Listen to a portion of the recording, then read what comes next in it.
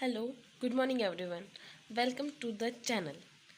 आज हम लोग जो LLB फर्स्ट सेमेस्टर का जो एग्ज़ाम हुआ था 2023-24 में कॉन्स्टिट्यूशन लॉ 1 पेपर फर्स्ट का, तो इसका जो पहला क्वेश्चन है प्रस्तावना की परिभाषा भारतीय संविधान में उसका क्या महत्व है, क्या इसे संशोधित किया जा सकता है, इसके बारे में पढ़ेंगे।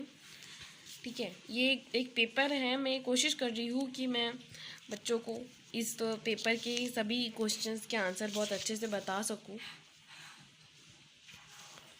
वैसे तो लिखना आपको अपने हिसाब से ही होता है, लेकिन फिर भी ये एक छोटा सा आपको आइडिया मिल जाएगा कि आपको एग्ज़ाम में अच्छी आंसर राइटिंग कैसे करनी है और अच्छे से पॉइंट डाल के कैसे लिखना है।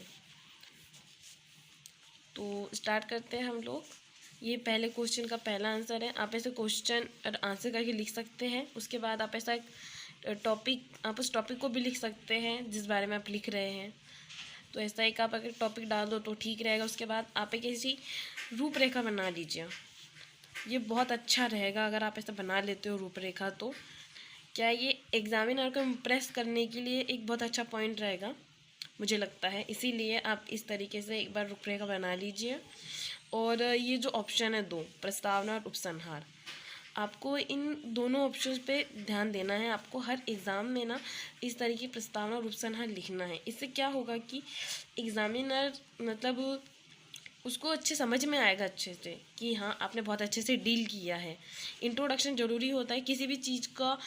स्टार्ट करने से पहले हमें उसका एक इंट्रोडक्शन देना होता है और एंड में जब हम उसको ख़त्म करते हैं तो उसके बारे में कुछ नॉर्मल सी बातें लिख देनी होती हैं जो उपसंहार के रूप में लिख सकते हैं हम लोग। उसके बाद आपको इंट्रोडक्शन लिखना है। ऐसे इसको आपको डील करके लिखना है। ये सिर्फ मैंने आपको समझाने के लिए कुछ पॉइंट्स में बताया है, आपको सिर्फ समझ में आ जाए कि इस तरीके से लिखना है, लेकिन आपको उसको डील करके लिखना है। कम से कम एक पेज में आपको उसको लिखना है। उसके बाद आपको भारतीय संविधान की प्रस्तावना पूरी अच्छे से लिखनी है, बिल्कुल अच्छे से आपको लिखना है। इसमें किसी भी तरीके का कोई वाद नहीं लिखना है, बस आपको प्रस्तावना अच्छे से लिखना है। और जो इम्पोर्टेंट वर्ड्स है उनको हाईलाइट आप ज़रूर कर दें। इसके बाद और ये भी कुछ पॉइंट्स है इसके प्रस्तावना के कि 42वें संविधान संशोधन में क्या क्या जोड़ा गया था, तो ये कुछ वर्ड्स लिख देना है। और राष्ट्रीय एकता जैसे शब्द भी इसमें जोड़े गए हैं, तो इस टाइप से आपको लिखना है। ध्यान रहे कि आपको प्रस्तावना इतनी ही लिखनी है ना। और इसके बाद प्रस्तावना की परिभाषा कहीं मिली तो नहीं मुझे, मैंने बहुत सर्च किया, लेकिन फिर भी ये मैंने अपने हिसाब से एक छोटी सी परिभाषा निकाली है, बनाई है। एक बार आप इसे देख लेना अच्छे से। और क्या कर सकते हो आप इसमें, एक चीज़ आप ये कर सकते हो कि जो संविधान में प्रस्तावना, भारतीय संविधान की जो प्रस्तावना है उसमें जो परिभाषा है, भारतीय संविधान की जो प्रस्तावना है उसमें कुछ वर्ड्स दिए है, तो आप उनको भी यहाँ पे डिटेल से अच्छे से लिख सकते हो।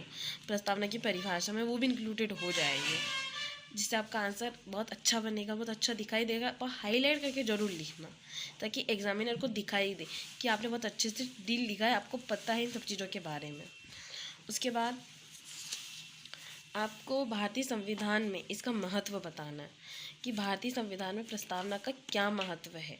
आप ये वाला भी, ये जो क्वेश्चन आंसर मैंने आपको बताया है, आप इसको अच्छे से पढ़ भी सकते हैं।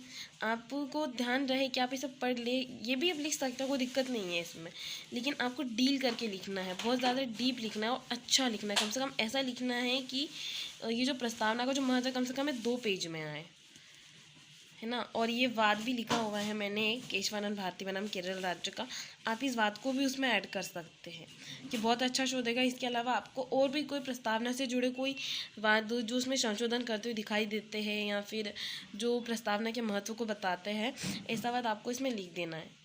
आप ऐसा करिएगा कि जो महत्व को वाद बताता है अब वही इसमें ऐड करें। इसके बाद जो यहाँ एक पॉइंट है, क्या इसमें संशोधन किया जा सकता है, तो ये जो पॉइंट है इसके में संशोधन किया जा सकता है या नहीं, तो ये देखिए इसमें संशोधन किया गया था, है ना। जो 42वें संविधान संशोधन अधिनियम है उसके द्वारा किया गया था। और परिणाम स्वरूप इसमें क्या हुआ था कि इसमें समाजवादी, धर्मनिरपेक्ष और अखंडता जैसे शब्द जोड़े गए थे। ठीक है, इस तरीके की आप लिख सकते हैं इसमें, ठीक है। और कर भी सकते हो तो उसमें क्या क्या चीज़ें कर सकते हैं, ये आपको डीप लिखना है। और यदि संशोधन होता हुआ कोई केस आपको मिलता है कहीं से, तो आप उसमें वो ऐड करें, ठीक है। और इसके बाद आपको ये इस तरीके का एक उपसंहार, एक ये बेसिक इंट्रोडक्शन आपको बताना है, ठीक है, जो लास्ट में लिखना है आपको, जिससे आपके एग्ज़ाम का शो और भी ज़्यादा अच्छा आएगा। आपको डील लिखना है, कम से कम एक क्वेश्चन को आपको 8 से 9 पेज में डील करना है। बहुत अच्छे से डील करोगे आप तो आपको बहुत अच्छे नंबर मिलेंगे। इस तरीके से आपको करना है। और अब आज तो मैंने ये पहले ही क्वेश्चन का आंसर बनाया है। यदि आप और क्वेश्चंस के आंसर चाहते हो तो एक बार मुझे कमेंट बॉक्स में बता देना। वैसे मैं बना के डालूँगी ही, लेकिन फिर भी एक बार अगर आप लोग का रिव्यू मुझे मिलेगा तो मैं बहुत ज़्यादा अच्छे तरीके से कर पाऊँगी, मुझे मोटिवेशन मिलेगा इस चीज़ से। इसलिए आप लोग